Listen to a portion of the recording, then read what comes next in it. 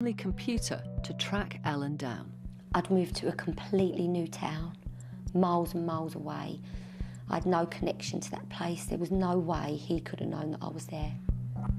I'd phoned my friend and agreed to meet her, and I just put in my Gmail diary, meet Claire at 1 p.m, and I didn't put a location. I was heading towards her, and I could see my friend's face, like smiles as she saw me, and then her face just dropped. And then he just jumped out at me. Like suddenly he was there in my face, and it scared the life out of me. I was just so shocked and horrified. And he said what words to you? Just found you, got you. Ellen and her friend managed to get away. Her ex-husband is no longer tracking her. Later, I found out that he'd got into my Gmail account and he'd got into my diary, and that's the only way he could have found out I was meeting that friend at that particular time. It just made me feel sick to the pit of my stomach. It's like, am I going to be able to break free from this relationship fully? And is he going to try to get into my, into my other accounts? Or it's like you can't get away from him. You can't get away from him. These are the emerging trends that we have found. The tech most used to facilitate abuse was social media and online stalking. Modern Life is bringing new challenges for domestic abuse support workers. Every day, the charity Refuge supports 6,500 women, and they've identified that 95% of all cases involve tech abuse. So this specialist team gives advice to clients on how to protect their devices and their private information from ex-partners. We're on our way to go and see a lady who's got some concerns that she's raised with her worker about being monitored. Loads and loads of women were coming to us saying, I'm going to the police, I'm going to all these agencies, and people think I'm crazy. It sounds like, do you know what I mean? Something out of like a thriller or a crime film. He keeps turning up. How does he keep turning up? If you suspect that you're being followed, for instance, perhaps we need to be looking into the possibility that there's some sort of location tracker maybe on one of your devices. In terms of password security, it can be really good to actually have very long passwords, phrases, sometimes with words, that you wouldn't necessarily think to go together. The advice is often eye-opening, and the abuse can get very sinister, with people even using GPS trackers to monitor ex-partners. The kids would come back from having gone to see their parent, and those little location trackers might have been like sewed into the lining of their coats. They might have been sewed into the lining of the toys, the teddy bears. It's happening, and we can't sort of sit on our laurels and just pretend it's not happening and react after the fact. But tech abuse often starts while relationships are still ongoing. We got the smart TV. That was his idea. I was all right with the TV we had. One of the apps that was loaded onto the TV was the Skype. He would go out and he'd Skype call me, and then I'd answer the TV. And so it would effectively ring, the TV would ring and you would answer it with the remote? Yeah. And you would talk? Yeah. But on this particular occasion, because we had an argument, I decided not to answer the call. And so when he come in, he said to me, I was Skype calling you. Didn't you hear the television? So I said, no, because I wasn't in the room. He goes, you sure? And I said, yeah, no, I never heard the telly ringing. He said, yes, you did. Because you're sitting there on the settee. But was he right? Were you sitting on the settee? I was sitting on the settee. And you just chose not to answer And I chose not to answer it. So how did he know? From the TV, from the settings that he's put in there, he can actually watch and spy and see what I'm doing. He could watch me up in the kitchen via the iPad as well. Because the iPad was linked to the telly in the kitchen? Was linked to the telly in the kitchen. So there's almost nowhere in your home you could go where you had total privacy? Not really. She was physically abused too. Eulene's partner of 10 years was eventually sent to prison for attacking her. It's a pattern Refuge has identified. Very disturbingly, what we're seeing is that the victims experiencing tech abuse are at some of the highest risk of being seriously physically harmed or even killed. Of the 1,780 cases Refuge's tech abuse team dealt with last year, most also involved physical violence.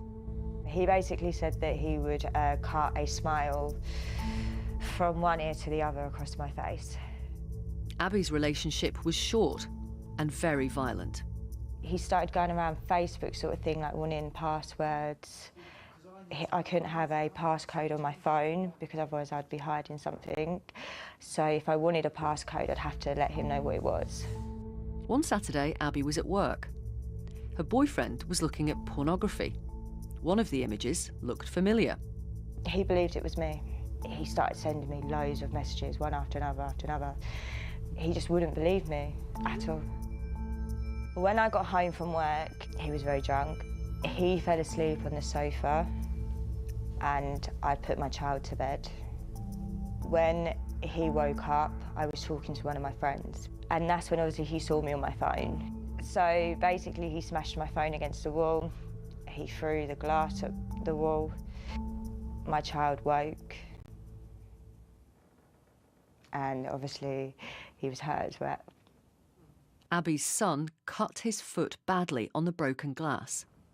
How frightened were you? I'm very frightened. At one point I was actually like, I don't care about our argument, can you just help me because my child's hurt, sort of thing. I was holding my child, crying, and obviously I was crying as well.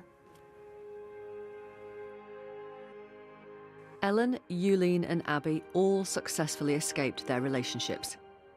It's one thing to recognise the signs of tech abuse, but another to stop it. I only really figured out about this cycle of abuse when I ended up in a refuge, women's refuge. And then came the journey to my new life from there. I would never ever say to someone that they should live like that. They shouldn't. They should have their freedom. Their phone is their personal thing. That's their privacy. No one should invade that. To this day, my TV now has got masking tape over the camera. Still? Yeah. I don't need it. Just need the TV. I don't need the camera on the TV. If you've been affected by any of the issues in that report and would like some advice, do go to the BBC Action Line website. That's bbc.co.uk/Action Line. Finally, she's the 16-year-old Swedish schoolgirl who has inspired a global international youth movement to fight climate change after she skipped school one Friday last year to stage a lone protest. Now, Greta Thunberg has been nominated as a candidate to receive this year's Nobel Peace Prize. She spoke to us this week. Greta, when you started your solo protest back in August, did you ever think it would grow and expand in the way that it has? No, I never would have imagined that. When I started, I didn't really have any expectations. I just thought that I would just have to see what happens, but I would never have imagined that it was going to be this big, and now it escalates and it all happens so fast. I don't have time to think through what is actually happening. But I want to ask you what you think of the fact that it has escalated in the way it has.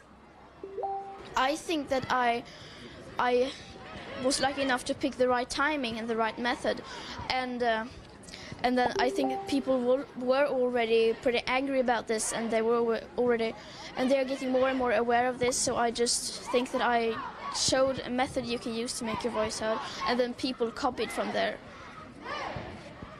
And what do you think of the fact that people have been inspired by you? I don't know. I think it's amazing that young people from all around the world are making their voices heard and holding the older generations accountable and saying that this is enough. We're not going to accept this anymore. I think that's incredible.